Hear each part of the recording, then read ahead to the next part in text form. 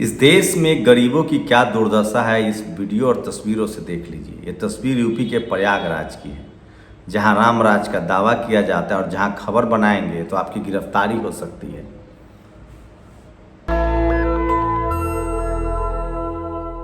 पीयूष राय ने लिखा है, विश्वनाथ सिंह गहमरी ने देश के संसद में पूर्वांचल की गरीबी के आलम का वर्णन करते हुए कहा था कि भुखमरी की स्थिति ऐसी है कि बड़ी आबादी के लिए बैल के गोबर से छान कर निकला हुआ अनाज ही भोजन का एकमात्र सहारा था। यह बात 1962 की है।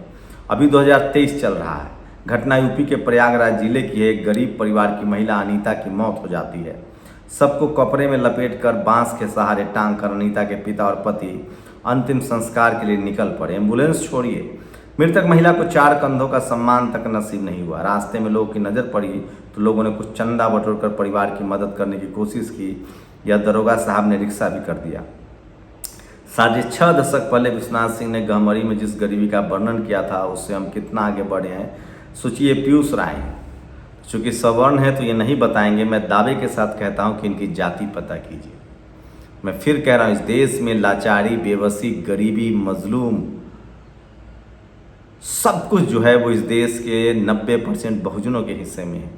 न उनके लिए शासन है, न प्रशासन है, न उनकी बात करेंगे तो कुछ होगा। सोचिए, अगर यही किसी दूसरे राज्य में होता तो इस देश की मीडिया जो है वो जान खा जाती। इसीलिए सोशल जस्टिस की लड़ाई जरूरी है, इसीलिए जाति जनगणना जरूरी है। बिहार सरकार के तरफ से एक बड़ा फैसला हो रहा है, जैसे जाति जनगणना कराया नीतीश कुमार ने और तेजस्वी यादव ने, लेकिन क्रेडिट लेने में अब राहुल गांधी आगे चल रहे हैं। लेकिन सवाल है कि राजस्थान, मध्य प्रदेश और छत्तीसगढ़ में बिल्कुल कांग्रेस SC ST OBC के टिकट देने में आनाकानी कर रही है और सबसे ज़्यादा टिकट बीजेपी दे रही है। ये भी फैक्ट है। राजस्थान में तो जो सिलेक्शन कमेटी के मेंबर बने हैं वो कास्टिस्ट आदमी को बनाया गया है। वही ये है आज के पत्रकार। इजराइल मणिपुर, रूबिका लियाकत को सबसे ज़्यादा ट्रोल किया जा रहा है। इजराइल चली गई हैं, मणिपुर नहीं गई हैं।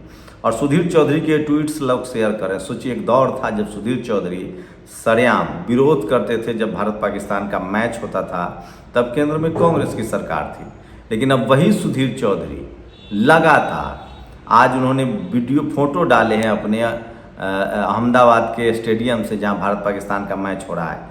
एक समय था जब ये विरोध करते थे, इसलिए लोग कह रहे हैं कि इतनी हिपोक्रेसी कहाँ से लाते हो। तो ये वो खबरें हैं जो सोशल मीडिया पर ही सवाल पूछा जाता है। और सोचिए, 69,000 शिक्षक भर्ती को लेकर लगातार धरना प्रदर्शन का दौर जारी है। इन दिनों सरकार के खिलाफ प्रदर्शन का फैशन चल पड़ा है। कोई भी नौकरी मांगने के लिए नौकरी मांगने लगता है। क्या देश हित में युवा घर नहीं बैठ सकता? रणविजय सिंह लगातार तंज करता रहता है और डर से। सही कहा आपने, जब धर्म के नाम पर सरकार चुनते हैं तो रोजगार की बात कहाँ से आ गई। राम मंदिर निर्माण हो गया, सभी बेरोजगारों को जाना चाहिए, पूजा पाठ करना चाहिए, खुद को शांत रखना चाहिए, घर में रहे और 1.5 GB डेटा का इस्तेमाल रील बनाना और देखने में करना चाहिए। बोलो, आएगा तो योगी ही। तो इस तरह के आशीष राव ने ट्वीट किया। 69,000 शिक्षक भर्ती को लेकर लगातार जो है वो प्रदर्शन का दौर जारी है, जो मैं आपको दिखा रहा था। कश्मीर में तैनात एक अग्निवीर की गोली लगने से मौत हो गई। अग्निवीर का नाम अमृतपाल सिंह था। उनका सब एक हवलदार और जवान गांव लेकर पहुंचे। खबरों के मुताबिक अंतिम संस्कार के दौरान आर्मी की ओर से कोई सलामी नहीं दी गई। समाज के प्रबुद्ध लोगों की दखल पर लोकल पुलिस ने सलामी दी है। तो सोचिए, लोग अग्निवीर का भी समर्थन करते हैं।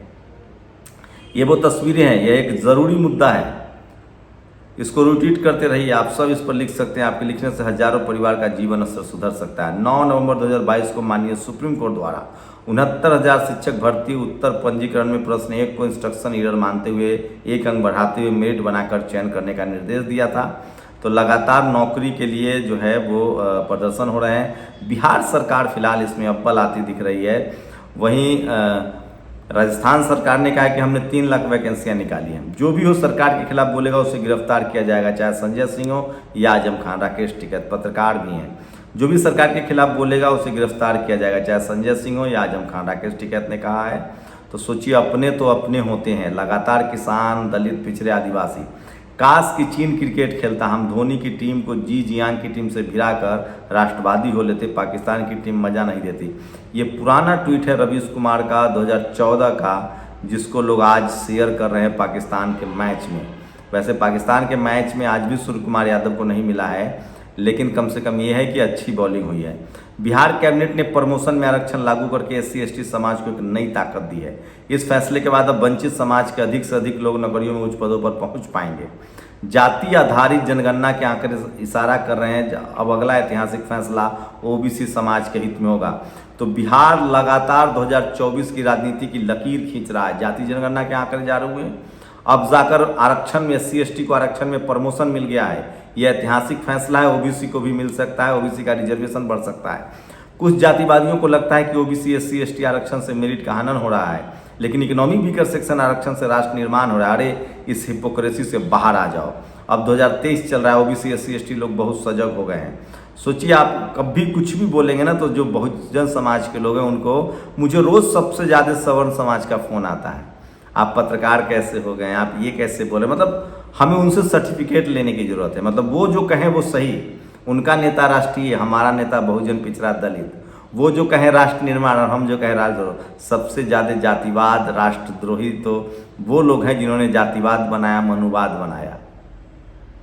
देश के बनाने वाले मेहनत कश को। और अगला सोचिए, सुधीर चौधरी आज सबसे ज़्यादा वायरल हैं। जब एक दौर था जब वो लगातार मैच का विरोध करते थे और अब खुद मैच देख रहे हैं। और मणिपुर हिंसा को लेकर सरकार ने सख्त कदम उठाया है। अगर हिंसा से जुड़े वीडियो फोटो शेयर करिए तो ये FIR होगी। अच्छा फैसला, न वीडियो फोटो शेयर होगा न किसी को पता चलेगा। तो सबसे बड़ी खबर है, 2024 से पहले बिहार लाइन खींच रहा है।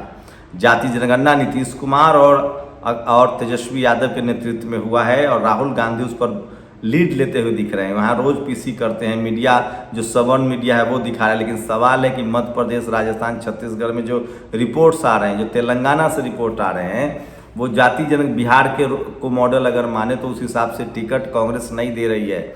ये सबसे बड़ा सवाल पूछा जा रहा है। सोचिए, तो कांग्रेस कहती कुछ है, करती कुछ है। एकदम बिल्कुल। अभी राजस्थान में जो भर्ती बोर्ड में जो उन्होंने मेंबर बनाया था उसको लेकर विवाद शुरू हो गया है। तमाम एससी एसटी ओबीसी के लोग विरोध कर रहे हैं। सबसे ज़्यादा महंगा पड़ेगा कांग्रेस को। अब एससी एसटी ओबीसी को आप बरगला नहीं सकते, उनकी अपनी लीडरशिप भी है। एससी एसटी ओबीसी की पार्टियां भी हैं, किसानों की पार्टी है, ट्राइबल की पार्टी है। कांग्रेस को अगर लगता है कि वैसे ही चल जाएगा, सिर्फ बोलने से चल जाएगा, तो ऐसा नहीं है। बोलने से तो प्रधानमंत्री सिंबॉलिक बहुत अच्छा कर रहे हैं। उन्होंने सेंट्रल स्कूल में रिजर्वेशन दिया, केंद्रीय विद्यालय में, उसके बाद नीट लागू हुआ, उसमें रिजर्वेशन हुआ, नीट पीजी में। तो ये सब चीज़ें हैं। वो पीटी उषा को बनाते हैं, सिंबॉलिक राजनीति करते हैं।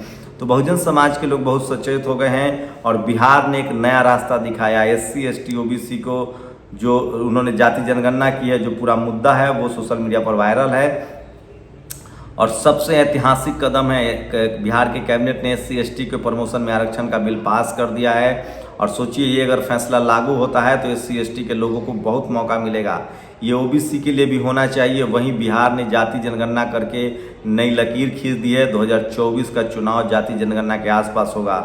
लेकिन सवाल है कि सवर्ण लीडरशिप वाली पार्टियां अभी भी इसको लेकर ईमानदार नहीं है और शायद इसीलिए नीतीश कुमार के नाम पर सहमति नहीं बन रही है। मैं फिर कह रहा हूँ, इस देश में कोई दलित, पिछड़ा, आदिवासी ही अगला प्रधानमंत्री होगा, ये तो तय है। और वो जो सोशल में जो बहुजन समाज को समझे, जो जातिगत आरक्षण के पक्ष में हो, जो सोशल जस्टिस की लड़ाई को आगे बढ़ाए। और ये बात चेतना लगभग फैल गई है। लोगों को लगता है बिहार ने जो जाति जनगणना के लकीर खींच दी है, कोई ऐसा राज्य नहीं है जहाँ बहुजन समाज जाति जनगणना की बात नहीं कर रहा। वही सबसे बड़ी बात जो है, अब जाकर एससी एसटी को प्रमोशन में आरक्षण, जिस तरह से प्रमोशन में जो आरक्षण का बिल कैबिनेट ने, बिहार ने पास किया, एक और नई लकीर खींच दी गई है। और अब शायद ही संभव है कि ये खबर नहीं फैलेगी। भले टीवी अखबार नहीं चलाएगा, लेकिन सोशल मीडिया है। प्रियांशु कुशवाहा ने ट्वीट किया है, बिहार सरकार नई लकीरें खींच रही है और हो सकता है कि ओबीसी का रिजर्वेशन भी भरे, उनको भी प्रमोशन में आरक्षण मिले। और ये पूरा देश देख रहा है, पूरा एससी एसटी ओबीसी का समाज नीतीश कुमार की तरफ देख रहा है। नीतीश कुमार मास्टर स्ट्रोक चल रहे हैं और हो सकता है कि इंडिया गठबंधन में नीतीश कुमार के नाम पर एक आम सहमति बनेगी।